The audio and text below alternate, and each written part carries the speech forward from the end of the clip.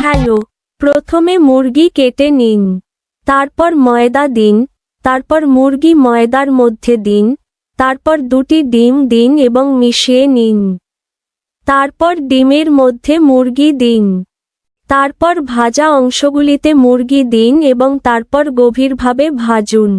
তারপর ভাজা মুরগির মধ্যে কেচাপ দিন। তারপর কেচাপের মধ্যে মোজারেলা দিন এবং তারপর বেক করুন। তারপর আবার মোজারেলাতে কেচাপ দিন। তারপর উপরের সরবিয়ানের জ্যাচচই পাতা দিন এবং তারপর রুটি দিন। তারপর এটি খান এবং উপভোগ করুন। মুরগির মোজারেলা যখন 3, 2, 1 মাঝের মুরগিটা নিন। তারপর এতে ময়দা দিন। তারপর মুরগির মাংস ময়দার মধ্যে দিন। তারপর ডিম দিন এবং নির্বাচন করুন। তারপর ডিমের মধ্যে মুরগির মাংস। তারপর ভাজা অংশ মুরগির মাংসে দিন এবং ভাজুন। তারপর ভাজা মুরগির উপর কেচাপ। তারপর কেচাপে মোজারেলা রাখুন এবং বেক করুন। তারপর কেচাপটি মোজারেলা। তারপর সার্বিয়ান বক চয় পাতা এবং তারপর রুটির উপর রাখুন।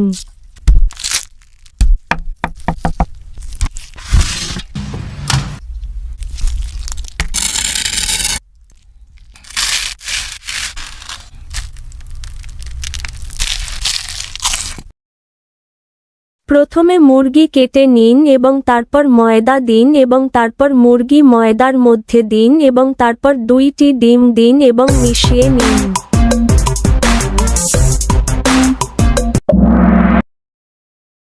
এবং তারপর ডিমের মধ্যে মুরগিটি দিন এবং তারপর ভাজা অংশগুলিতে মুরগিটি দিন এবং তারপর এটি গভীরভাবে ভাজুন।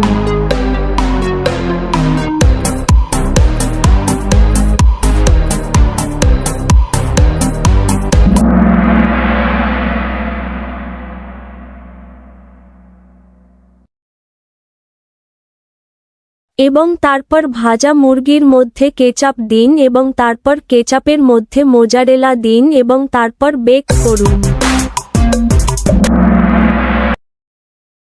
এবং তারপর আবার মোজারেলার মধ্যে কেচাপ দিন এবং তারপর উপরের সরবিয়ান জ্যাচচই পাতা দিন এবং তারপর রুটি দিন।